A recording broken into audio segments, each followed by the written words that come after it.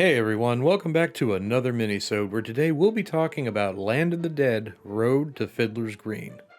A prequel to the film, you play as a farmer named Jack who wakes up one morning to find that the undead have invaded his farm and decides to head to the city of the living, known as Fiddler's Green, after hearing about it on the radio. Can't lie, it's a pretty straightforward story with not much going on. Then again, this is based on Romero's Dead series, so just trying to survive a zombie wasteland is all the story you're going to need in a game.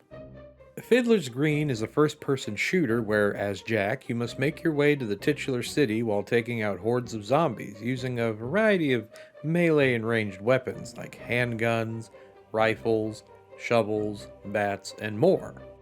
Like most shooters, progression is done via objectives you need to complete in order to move on.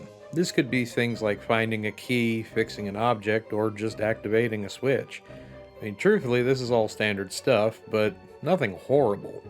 Where everything falls into shambles, much like the rotting bodies trying to eat you, is the execution. Starting with enemies, well, when their AI actually works, does have some pretty awkward hitboxes. Sometimes you'll get a headshot with a revolver, other times you'll aim straight at the head with a stronger weapon like a rifle, and they absorb it like it was a spitball. This isn't very helpful considering that when a zombie gets a hit on you, you get knocked down, and it takes about a half moment to get back up. Granted, it's neat that you can shoot off limbs to slow them down, and they can also break down doors. It gives it that authentic zombie apocalypse feel. But the broken mechanics bring it down pretty fast. Also, Jack's movement speed is painfully slow, and there's no run button. The only way you can get around quickly is to jump, since for some reason Jack can dash when doing so. Lastly, for controls, the action button used to pick up items and activate doors and switches is pretty inconsistent with detection, meaning that you might have to aim further down from a switch to use it. There is a multiplayer mode with your standard shooter modes, as well as a co-op survival mode where players can be turned into zombies if bitten or killed. I personally didn't get a chance to try this out, but if you've played it in the past, or if this becomes compatible with Insignia, let me know in the comments how it is.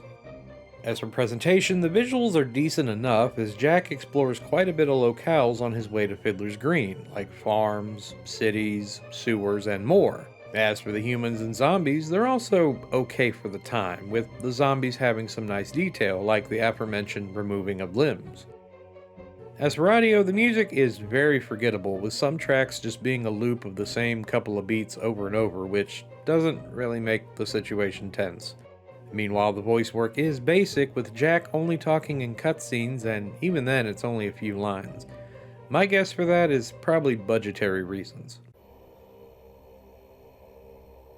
The doctor had come for supplies a few days ago.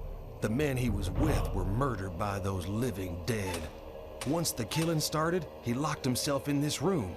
It kept him safe, but now he couldn't get out. The doctor said that if I went to the basement, I could open the door by flicking an electrical switch down there. First, I needed his pass card to get into the basement. He buzzed me into the offices so I could fetch it. And that pretty much sums up how I felt about Land of the Dead: Road to Fiddler's Green. It's a budget title. You can tell this game didn't have much money to work with and had to be rushed out the door in time for the film's DVD release. There's some good baked away in here, but it needed more time and polish to be a more competent game. As it stands, I can see why it's been listed as one of the worst games on the big green. Now, from what I've heard, while the PC version didn't fare much better, the wonderful modding community has created patches and mods to make it a more fun experience. So if this game interests you, I'd go that route. Otherwise, this is one game that definitely needs to stay dead.